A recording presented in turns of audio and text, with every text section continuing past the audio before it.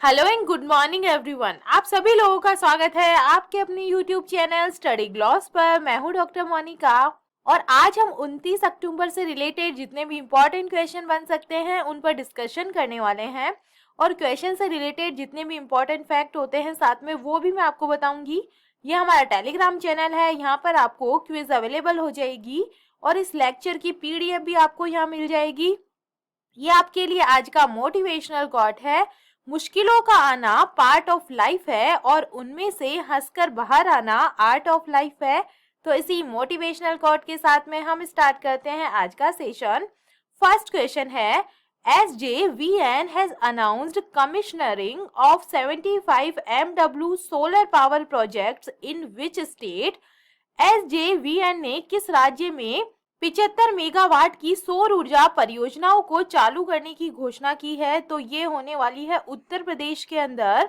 सार्वजनिक क्षेत्र की विद्युत उत्पादन कंपनी सतलुज जल विद्युत निगम ने उत्तर प्रदेश के जालौन जिले के कल्पी तहसील में परासन सोलर परियोजना में ऊर्जा उत्पादन शुरू कर दिया है और 75 मेगावाट की इस परियोजना को कमिश्निंग करने संबंधी प्रक्रिया को इस माह के अंत तक पूरा कर लिया जाएगा। और ये परियोजना 2 जल विद्युत और 2 पवन विद्युत परियोजनाओं के अलावा SJVN की कमिश्निंग होने वाली तीसरी और सौर ऊर्जा परियोजना होगी। और इस परियोजना की कमिश्निंग के साथ SJVN की स्थापित क्षमता अब 2091.5 मेगावाट हो जाएगी।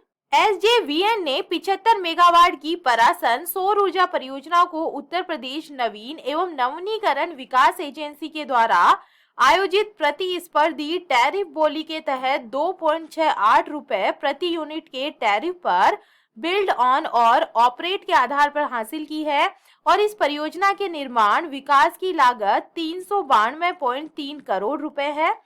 सेकेंड नंबर क्वेश्चन है, in which state India's first vertical lift sea bridge is being constructed? किस राज्य में भारत के पहले वर्टिकल लिफ्ट सी ब्रिज का जो निर्माण है ये किया जा रहा है? तो इसका करेक्ट आंसर होगा ये तमिलनाडु के अंदर किया जा रहा है। इसका करेक्ट आंसर है। देश की लाइफलाइन कही जाने वाली भारतीय रेल जल्द ही इतिहास रचने जा रही है। दरअसल भारत की पहली वर्टिकल लिफ्ट रेलवे सी ब्रिज का 81% काम पूरा हो गया है, जो कि भारत की मुख्य भूमि को रामेश्वर द्वीप से जोड़ता है। और 99 से 76 गर्डर भी लॉन्च कर दिए गए हैं।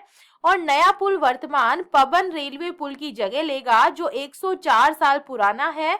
इसे वर्तमान रेल पुल के समानांतर बनाया जा रहा है और पुल से रामेश्वरम क्षेत्र की पर्यटन क्षमता को बढ़ाने की उम्मीद है। और पुल में 75 मीटर लंबी केंद्रीय स्पेन होगी जो जहाजों को पुल के नीचे से पार करने की अनुमति देगी। और इस पुल में प्रत्येक में 25 मीटर के 100 स्पेन होंगे।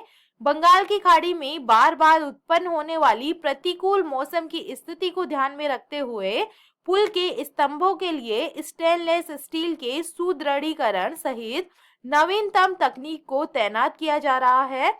और पुराना पवन पुल 24 फरवरी 1914 को शुरू किया गया था और अब 108 साल के बाद में समय आ गया है कि नई तकनीकों के साथ आगे बढ़ना होगा। और इस पुल की अनुमानित जो लागत है करीब 250 करोड़ रुपए है। तमिलनाडु की हम बात करें, मेजर लेक्स जो यहाँ पे है बेरिजेम लेक है, ओटी लेक है, कोड़ा कनाल जो लेक यहाँ पे सिचुएटेड है। माउंटेन्स की बात करें, पलानी माउंटेन्स, शेरवेला जो माउंटेन्स है यहाँ पे है, जावादी माउंटेन्स यहाँ पे है, पंचमलाई माउंटेन्स, शिरुमलाई माउंटेन्स यहाँ पे सिचुएटेड है।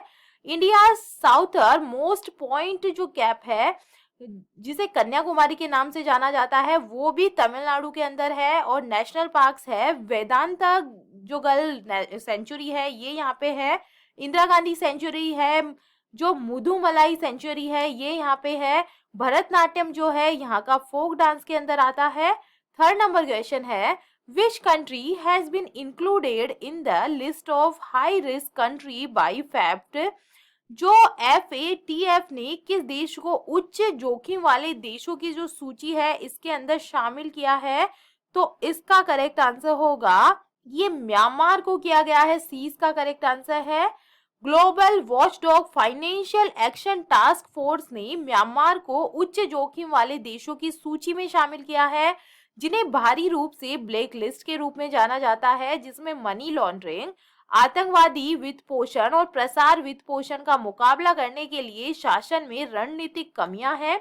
और फेफ्ट एक अंतर सरकारी ये निकाय होता है जिसकी स्थापना 1989 में मनी लॉन्ड्रिंग, आतंकी वित्त पोषण और अंतर्राष्ट्रीय वित्तीय प्रणाली की अखंडता के लिए अन्य संबंधित खतरों से निपटने के लिए की गई थी। और वर्तमान में इसके 39 सदस्य हैं, जिनमें 2 क्षेत्रीय संगठन, यूरोपीय आयोग और खाड़ी सहयोग परिषद इसके अंदर शामिल है। और भारत FATF कंसल्टेंट्स और उसके एशिया पैसिफिक ग्रुप का ये सदस्य है। 4 नंबर क्वेश्चन है, where is the 10th national pencak silat championship inaugurated? 10वीं जो राष्ट्रीय पैनकेक सिलाट चैंपियनशिप है, इसका उद्घाटन कहां पर हुआ है? तो इसका करेक्ट आंसर होगा, इसका जो उद्घाटन है ये श्रीनगर के अंदर हुआ है। श्रीनगर के शेरे कश्मीर इंडोर स्पोर्ट्स स्टेडियम में उत्साह और जोश के बीच में सीनियर और मास्टर पुरुषों और महिलाओं के लिए 10वीं राष्ट्रीय पैनकेक सिलाट चैंपियनशिप का उद्घाटन किया गया है। जम्मू कश्मीर स्पोर्ट्स काउंसिल के द्वारा प्रायोजित कार्यक्रम का आयोजन भारतीय पैनकेक सिलाट एसोसिएशन और जम्मू कश्मीर के पेनक सिलाट एसोसिएशन के द्वारा किया जा रहा है। 3 दिवसीय आयोजन में भारतीय पुलिस और अर्धसैनिक बलों की टीमों के अलावा 34 राज्यों और केंद्र शासित प्रदेशों के अधिकारियों और मैच रेफरी सहित 1200 प्रतिभागी की मेजबानी जो है ये की जा रही है। 5 नंबर क्वेश्चन है, which country has overtaken China to become India's 3rd largest export market? कौन सा देश चीन को पछाड़कर भारत का तीसरा सबसे बड़ा निर्यात बाजार बन गया है? तो इसका करेक्ट आंसर होगा ये नीदरलैंड बन गया है। सी इसका करेक्ट आंसर है। नीदरलैंड चीन और बांग्लादेश से आगे निकलते हुए भारत तीसरा सबसे बड़ा निर्यातक के रूप में उभरा है।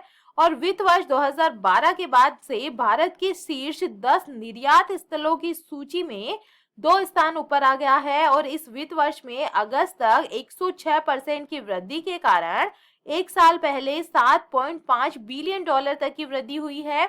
लेकिन ब्राजील, जिसने वित्त वर्ष 2012 में 21वें स्थान पर कब्जा किया था, अब भारत का 8वां सबसे बड़ा निर्यात बाजार ये है। नीदरलैंड को भारत का निर्यात ज्यादातर तेल उत्पादों के प्रेषण में 238% की उछाल से इस वित्त वर्ष में अगस्त तक $3.67 बिलियन तक चला गया। और यहाँ तक कि रसायनों और फार्मास्यूटिकल्स की जो आपूर्ति है ये भी पर्याप्त बनी रही। 6 नंबर क्वेश्चन है, who has become the first Indian to win a gold medal in the U23 wrestling championship? U23 कुश्ती चैंपियनशिप में स्वर्ण पदक जीतने वाले पहले भारतीय कौन बने हैं? तो इसका करेक्ट आंसर होगा, ये बन गए हैं अमन शेरावत बन गए हैं। सी इसका करेक्ट आंसर है। स्पेन में चल रही अंडर 23 विश्व कुश्ती चैंपियनशिप में भारतीय जो पहलवान है अमन, इन्होंने स्वर्ण पदक हासिल किया है। और अमन ने ये जो स्वर्ण है ये 57 किलोग्राम वर्ग के अंदर जीता है। इसी के साथ अमन इस वर्ग में स्वर्ण जीतने वाले पहले भारतीय पहलवान बन गए हैं। और फ्री स्टाइल मुकाबले में अमन ने तुर्की के अहमद दुमान को हराकर चैंपियनशिप का ये टाइटल अपने नाम किया है। और ये अमन का इस सत्र का चौथा ये जो है मेडल है। इससे पहले उन्होंने अल्माटी में भी गोल्ड, डान कोलोव में जो है सिल्वर, यासार दोगू में जो है ब्रॉन्ज मेडल ये जीत चुके हैं। 7 नंबर क्वेश्चन है, which country has featured in the top 20 chess playing nations? कौन सा देश शतरंज खेलने वाले शीर्ष 12 देशों में शामिल हुआ है? तो इसका करेक्ट आंसर होगा, ये हुआ है इंडिया हुआ है। 20 का करेक्ट आंसर है। इजराइल नवंबर 2022 में होने वाले शतरंज के खेल में भारत, संयुक्त राज्य अमेरिका, चीन और नीदरलैंड सहित 12 शीर्ष शतरंज खेलने वाले देशों को 2022 पुरुष विश्व टीम शतरंज चैंपियनशिप के लिए सूचीबद्ध किया गया है। और 20 नवंबर 2022 से शुरू होने वाली चैंपियनशिप की प्रतियोगिता की सूची में दक्षिण अफ्रीका ने भी अपनी भागीदारी की पुष्टि की है। और इस चैंपियनशिप में अन्य भाग लेने वाले देशों में भारत, यूक्रेन, उज्बेकिस्तान, चीन, संयुक्त राज्य America, Azerbaijan, Spain, France, Netherlands, मेजबान इजराइल और पोलैंड इसके अंदर शामिल है। अंतर्राष्ट्रीय शतरंज महासंघ के द्वारा आयोजित प्रतियोगिता से पहले 12 टीमों को उनके खिलाड़ियों की औसत रेटिंग के आधार पर समान ताकत के 2 पूल में विभाजित किया जाएगा और 5 राउंड के बाद में हर पूल में पहली 4 टीमें क्वार्टर फाइनल के लिए क्वालिफाई करेगी। 8 नंबर क्वेश्चन है, who has been appointed as the acting chairman of CCI. CCI के कार्यवाहक अध्यक्ष के रूप में किसे नियुक्त किया गया है? तो इसका करेक्ट आंसर होगा ये संगीता वर्मा को अपॉइंट किया गया है। ए इसका करेक्ट आंसर है। सरकार ने संगीता वर्मा को जो कंपटीशन कमीशन ऑफ इंडिया है, भारतीय प्रतिस्पर्धा आयोग है, इसका कार्यवाहक जो चेयरपर्सन है ये नियुक्त किया है और वह नियुक्ति ये पूर्णकालिक चेयरमैन अशोक कुमार गुप्ता के पद छोड़ने के बाद में हुई है और वर्मा वर्तमान में सीसीआई की जो है ये सदस्य है। वर्मा की जो नियुक्ति है ये बुधवार से 3 महीने की अवधि नियमित चेयरमैन की नियुक्ति तक या किसी भी अगले आदेश तक प्रभावी है और उल्लेखनीय है कि गुप्ता ने सीसीआई चेयरमैन के रूप में नवंबर 2018 में पदभार संभाला था। 9 नंबर क्वेश्चन है, who has won India's third Paris 2024 Olympic quota. किसने भारत का तीसरा पेरिस 2024 ओलंपिक जो कोटा है ये जीता है? तो इसका करेक्ट आंसर होगा ये जीता है स्वप्निल कुसाले के द्वारा जीता गया है। ए इसका करेक्ट आंसर है। भारतीय निशानेबाज स्वप्निल कुसाले ने मिस्र के काहिरा में जारी आईएसएसएफ राइफल पिस्टल विश्व चैंपियनशिप 2022 में पेरिस 2024 ओलंपिक के लिए भारत को कोटा स्थान दिलाया है और आईएसएसएफ विश्व कप के स्वर्ण पदक विजेता स्वप्निल कुसाले पुरुषों की 50 मीटर राइफल 3 पोजीशन इवेंट में चौथे स्थान पे रहे हैं और इस इवेंट में शीर्ष 4 निशानेबाजों ने पेरिस 2024 के लिए कोटा स्थान हासिल किया है और इसी के साथ में यह पेरिस 2024 ओलंपिक के लिए भारत का तीसरा कोटा है। इससे पहले पुरुषों के ट्रैप में भुवनीश मेदीरता ने पहला कोटा हासिल किया था, जबकि पुरुषों की 10 मीटर एयर राइफल में विश्व चैंपियन बने रुद्राक्ष पाटिल ने दूसरा कोटा जो है ये हासिल किया था। 10 नंबर क्वेश्चन है, which state's governor has approved the ordinance to increase the reservation for SC/ST। किस राज्य के राज्यपाल ने SC/ST के आरक्षण बढ़ाने वाले अध्यादेश को मंजूरी दी है? तो इसका करेक्ट आंसर है ये कर्नाटक के अंदर हुई है। 20 का करेक्ट आंसर होगा। कर्नाटक के राज्यपाल थावरचंद गहलोत ने राज्य में SC/ST के आरक्षण वाले अध्यादेश को मंजूरी दे दी है और इसके बाद राज्य में SC को मिलने वाले मौजूदा 15% आरक्षण बढ़कर 17% हो गया है और इसके साथ ही ST को मिलने वाला 3% आरक्षण बढ़कर 7% हो जाएगा और यह अध्यादेश न्यायमूर्ति नागमोहन दास समिति की रिपोर्ट के मुताबिक था। सरकार के इस फैसले के बाद में राज्य में आरक्षण 56% के ऊपर चला जाएगा, जो इंदिरा साहनी केस में सुप्रीम कोर्ट के द्वारा तय सीमा से अधिक है। इंदिरा साहनी फैसले में सर्वोच्च न्यायालय के आरक्षण की जो अधिकतम सीमा है ये 50% तय की थी। इसीलिए सरकार आने वाले समय में संविधान के 9वीं अनुसूची में आरक्षण की सीमा बढ़ाने का आग्रह कर सकती है। चलिए कल के जो MCQ हैं उन्हें हम रिवाइज कर लेते हैं। फर्स्ट क्वेश्चन है, किस देश में राष्ट्रपति की शक्तियों को कम करने वाला संवैधानिक संशोधन पारित किया गया है? तो इसका करेक्ट आंसर है ये श्रीलंका के अंदर किया गया है। सेकंड नंबर क्वेश्चन है, किसे लगातार कम्युनिस्ट पार्टी ऑफ चाइना का महासचिव चुना गया है?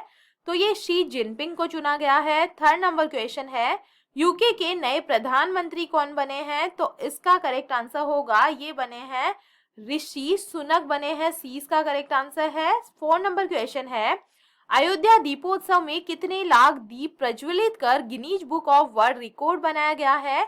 तो 15 लाख पॉइंट जो 76,000 जो दीप है ये जलाए गए हैं। 20 का करेक्ट आंसर है। 5 नंबर क्वेश्चन है, 100 मीटर बाधा दौड़ 13 सेकंड में पूरे करने वाली पहली भारतीय महिला कौन बनी है? तो ये बनी है ज्योति यारा जी। 6 नंबर क्वेश्चन है, किस क्विज को वर्ल्ड बुक ऑफ लंदन में स्थान प्राप्त हुआ है? तो इसका करेक्ट आंसर होगा ये गुजरात ज्ञान गुरु जो क्विज है इसको प्राप्त हुआ है। 7 नंबर क्वेश्चन है, पिंटोला ने किसे अपना ब्रांड एम्बेसडर नियुक्त किया है? तो इसका करेक्ट आंसर होगा ये बने हैं सूर्य कुमार यादव। 8 नंबर क्वेश्चन है, यूरोपीय संसद का सखारोव पुरस्कार किस देश के लोग और उनके राष्ट्रपति को प्रदान किया गया है? तो इसका करेक्ट आंसर है ये यूक्रेन के अंदर प्रदान किया गया है। सी इसका करेक्ट आंसर है। 9 नंबर क्वेश्चन है, किसने from dependence to self reliance पुस्तक जो है ये लिखी है? तो इसका करेक्ट आंसर है ये डॉक्टर बिमल जालान के द्वारा लिखी गई है। ए इसका करेक्ट आंसर होगा। 10 नंबर क्वेश्चन है, प्रधानमंत्री आवास योजना शहरी के तहत किस राज्य को सर्वश्रेष्ठ पुरस्कार 2021 दिया गया है? तो इसका करेक्ट आंसर होगा ये दिया गया है उत्तर प्रदेश को। ए इसका करेक्ट आंसर होगा। और ये था कल का स्टडी ग्लॉस क्वेश्चन। अंतरराष्ट्रीय हॉकी महासंघ के द्वारा किस महिला हॉकी खिलाड़ी को rising player of the year 2021-22 के लिए चुना है? तो मुमताज खान इसका करेक्ट आंसर होगा। डी इसका करेक्ट आंसर है। और ये है आप लोग के लिए आज का स्टडी ग्लॉस क्वेश्चन। केंद्रीय शिक्षा मंत्री धर्मेंद्र प्रधान ने किस स्थान पर देश के दूसरे राष्ट्रीय आदर्श वेद विश्व जो विद्यालय है इसका उद्घाटन किया है? तो इसका आंसर आप मुझे कमेंट सेक्शन में दीजिएगा। ये हमारा टेलीग्राम चैनल है, यहाँ पर आपको सारे क्वेश्चन क्विज के फॉर्मेट में अवेलेबल होंगे। आई होप आपको सेशंस पसंद आ रहे होंगे। अगर पसंद आ रहे हैं तो इन्हें लाइक कीजिए, अपने दोस्तों के साथ में शेयर कीजिएगा। तो चलिए मिलते हैं हम एक नए सेशन के साथ में। Thank you.